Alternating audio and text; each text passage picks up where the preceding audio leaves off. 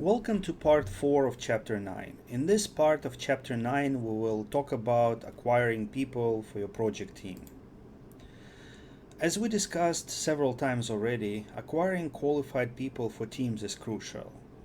We said before that at the end of the day, it is people who determine success and failure of a project or of the entire organization. So that's why it is very important to hire qualified, motivated people for your team. Now, there is a saying that the project manager who is the smartest person on the team has done a poor job recruiting. Again, this is the most important success factor in project management or any kind of activity. Recruit the smartest people possible, and they will do the right thing no matter what kind of obstacles or circumstances you put them into. And the reverse is true. If you recruit the wrong kind of people who are not qualified, who don't possess motivation to do the job, then a lot of things will go wrong no matter how smart, how good you are as a project manager. It is also important to understand people in the sense that you understand their strengths and weaknesses, you know what they like and what they don't like, you know their limitations. So it is very important to assign the appropriate type and number of people to work on the project at the appropriate times. So the right people, the right number of people, and also at appropriate times. I've seen this a lot, especially, I don't know why, but especially in the Middle East, where understaffing seems to be an issue all the time. And I think understaffing project teams has to do with two things, well, several things. Number one, there's a lot of employee turnover because it's a growing region. There's a lot of economic development. There's a lot of expansion, contraction in different industries, so people switch jobs. And also, I view it like as a, as a bad managerial practice. Some managers think that they can achieve cost savings by understaffing teams, but it just doesn't work that way. Understaffed teams, they cause a lot of problems. The work will get delayed. People will get burned out. Also, in some industries, understaffing your project teams can lead to injuries if we're talking about, let's say, construction sector. And overall, I've seen it many times. I mean, sometimes you see like a team of 20 people, and if most of them, they're not motivated or not qualified, so you see like only a few of them are actually doing job, and the rest are just standing and watching how those four performing team members are doing their work. So it has to be right in terms of qualifications, number, and also at appropriate times. So, I would say that when you think about initiating a project, that's probably the first thing you need to think about developing human resource plan. I was thinking about human resources that will be needed for accomplishing the goals of your project. Again, I remember my boss, that's where he always starts. Whenever there's any kind of project in front of him, the first thing he thinks about is who's going to be in charge? Who do we need to recruit to get this done? Again, makes sense because people are ultimately, behind, any kind of project, so they determine success and failure. So this is what you need to start thinking about first. The plan for acquiring human resources for a project. But in general, a human resource plan involves identifying and documenting project roles, responsibilities, and reporting relationships. Some specific parts may include project organizational charts, meaning who is reporting to whom, who is the boss, who is the supervisor, who is assigned to which team or subunit within the project. Staffing management plan, meaning when people will come at what time. Responsibility assignment matrices, meaning I think there's a spelling error. So responsibility assignment matrix, or RAM, we're going to see some examples later on. It shows which individual or which unit is responsible for which task. And then resource histograms to see the level of loading, it's how you're consuming, how you're using your human resources, to see whether there's additional need for additional labor, or to see whether somebody is overloaded at a particular time interval. So all those things go into human resource plan. And some of those things need to be included in your project management plan report. So this is an example of an organizational chart for a large IT project. Because the project is large, not only you have the project manager in charge, you also have your deputy project manager. And then you have those subunits. For example, you have the technical team, the team responsible for software development. There is a person in charge of the team, and this person's title is project technical lead. And then there are three software and hardware subgroups. or subdivisions. So you have two teams responsible for hardware, let's say for networking and let's say server acquisition, and then you have people developing, let's say, databases or the business analytics infrastructure, and then you have some applications being developed by three teams. So this is what is meant by an organizational chart in the context of an IT project. Another tool that we mentioned, the so-called responsibility assignment matrix, or RAM, is a matrix that maps the work of the project as described in the work breakdown structure to the people responsible or units responsible for performing the work as described in the organizational breakdown structure. So organizational chart is linked to the work breakdown structure. So who is responsible for what? There are many versions of the responsibility assignment matrix. We're going to see some of those versions. So this is one of them.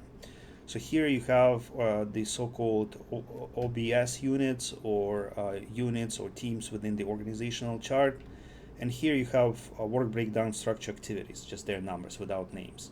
And here we have two classifications. If you put R, it means this unit is responsible for this item. P means performing. Now the difference between the two, there could be several units performing a particular task, but it's important to assign one unit that is responsible, or one individual that is responsible. That's what I've noticed in my own experience, and that's what I always tell students when I supervise their group project. It's okay to have several people working on a particular aspect of your project. In fact, sometimes it's a good idea to get as many team members involved as it's possible to ensure coordination of work, to make sure that the parts that people are working on do not contradict each other. So it's good, but there needs to be a specific individual responsible. There can be many people performing, but one specific individual needs to be responsible. And the reason for that, there's this phenomena in management, like diffusion of responsibility. People assume that the other person will do it. So you want to make sure that at least one person knows that it's his or her duty to submit or finalize this chunk of work. And also it gives you like this managerial leverage, because this person is the person to go to when things are not working well, when a particular deliverable is getting delayed. Otherwise, you'll be just chasing people and they'll be blaming each other. So you need to say, look, at the end of the day, it is you who is responsible for this particular item. Okay. So this is one version of RAM, or responsibility assignment matrix. So this is another version. It's a bit different. So here we have items from the work breakdown structure. Here we have different stakeholders. And the classification of responsibilities of stakeholders is a bit more granular. So we have accountable, participant, review required, input required, sign-off required, right? So a bit more room for specifying the exact nature of the relationship between stakeholders and individual tasks. And this is another version, the so-called RACI chart, I think that's how it's pronounced, or RACI chart. So the same thing, you have different groups, you have different work items, and then you have responsibility, accountability, consultation, and information. Again, for specifying the nature of the relationship between a group and an organizational chart. Okay, staffing management plan and resource histograms. A staffing management plan describes when and how people will be added to and taken off the project team. And something that's related to that, something that helps you visualize your staffing plans, is the so-called resource histogram. It's a column chart that shows the number of human or labor resources assigned to a project over time. So a resource histogram may look like this. So you're saying that in January you will need one manager, two business analysts, and one programmer. So this is probably the system analysis and design phase. Now here you are entering the development phase, right? So you need more programmers in March and April and May. And also after you, let's say implement the first module of the software, you also put some technical writers on board, right? So they can start documenting, your software, writing manuals, and so forth. So this is a resource histogram. It helps you visualize your human resource, your staffing plans and requirements.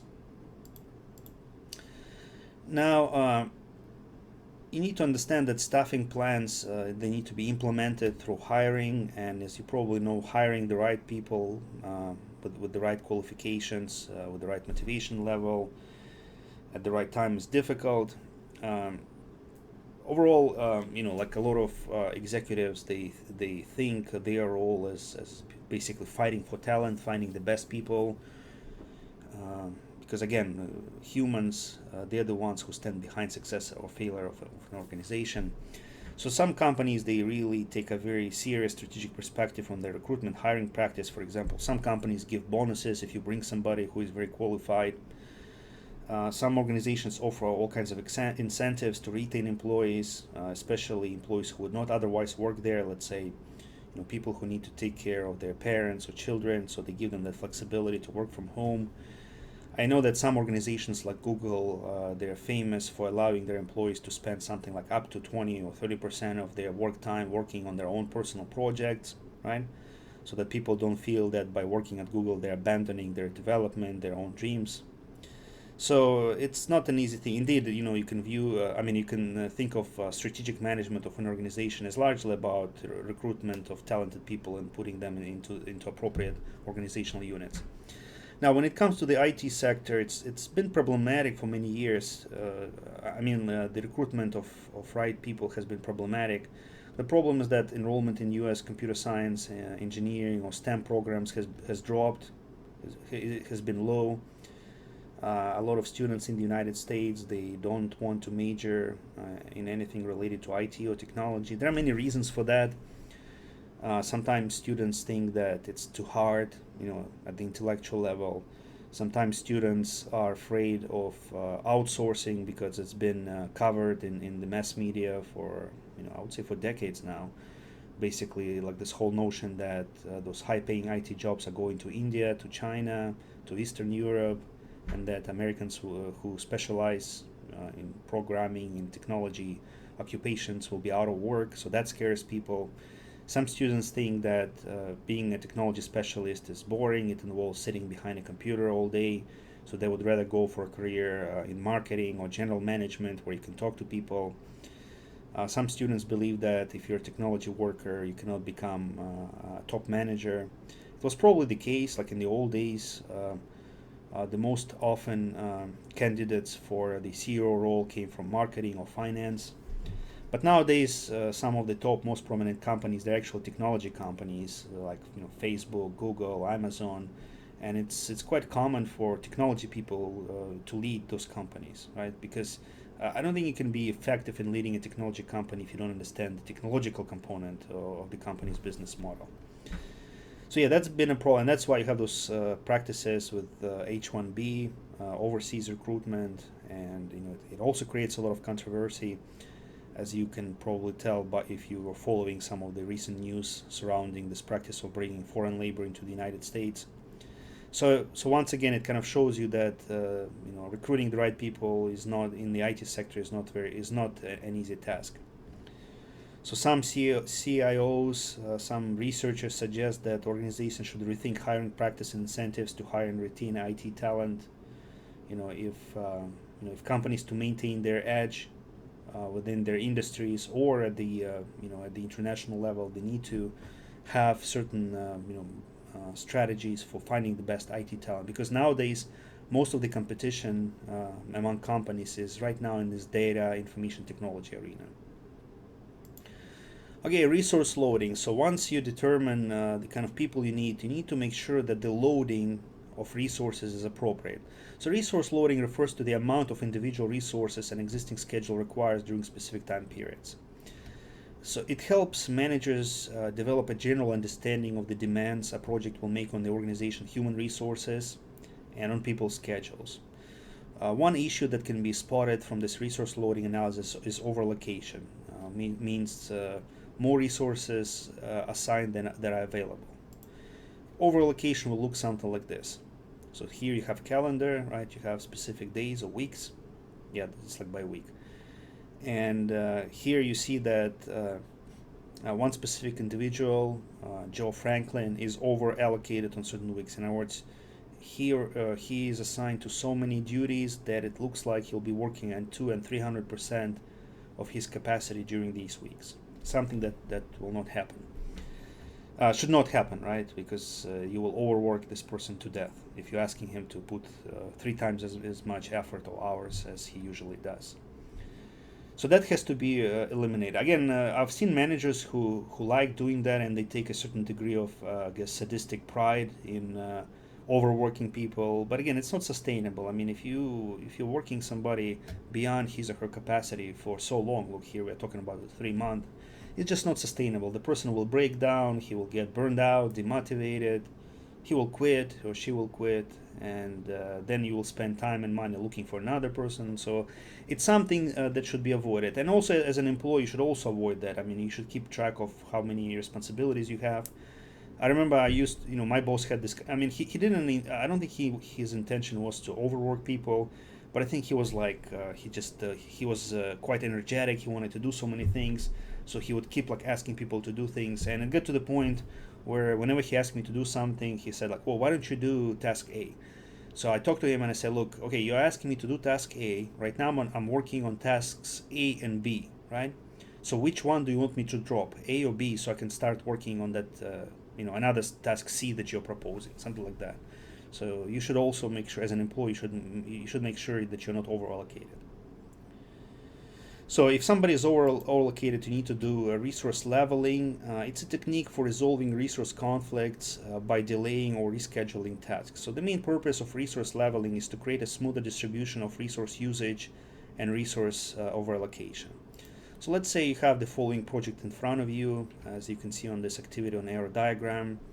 So those arrows, they represent tasks or specific activities for the project. You have task A with the duration of 2 days, task B with the duration of 5 days, and task C with the duration of 3 days. And as you can see here, and also from this chart, activity A requires 2 workers, activity B requires 4 workers, and activity C requires 2 workers, just like task A.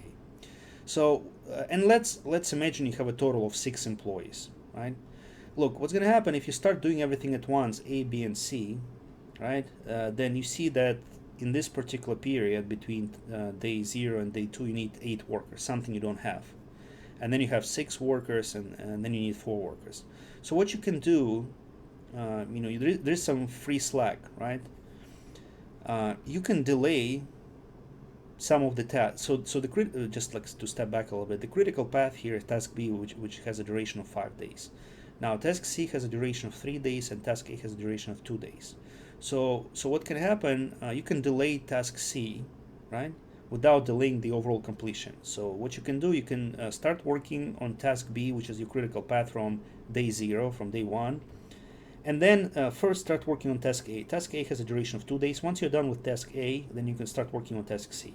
So you see you have smoother allocation of human resources. You are making use of all 6 people, 6 individuals, 6 workers that you have across the entire work week, right? As opposed to hiring additional people and then giving some people a day off, right? That's not a good way to do it.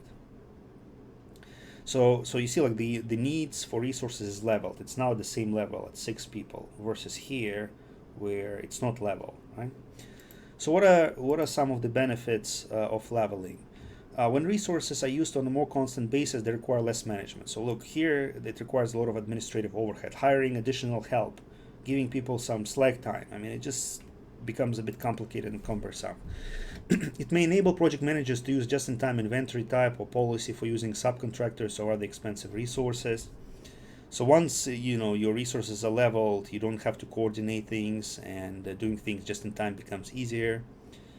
It results in fewer problems for project personnel and accounting department, again, because you have to pay people for overload, for overtime, you have to pay bonuses, you have to hire somebody, and it often improves morale. I mean, there are different people. I guess some people like excitement in their life. When you work a lot, then you have some break. But I think most people, they prefer something steady when at least with a horizon of 1 week, they know what to expect, and those expectations are fairly uniform and consistent. So it creates like this I guess peace of mind for people when you're consistent as a manager as to how you use project labor resources. The opposite of that being unpredictable. Like today you're asking people to work nights and weekends, and then next week there's no job for them, so you're asking them to take some time off. I mean, it just creates a lot of chaos within your team, and it also overburdens people psychologically. So it can often lead to some morale problem. So this completes part 4 of chapter 9. Thank you for listening.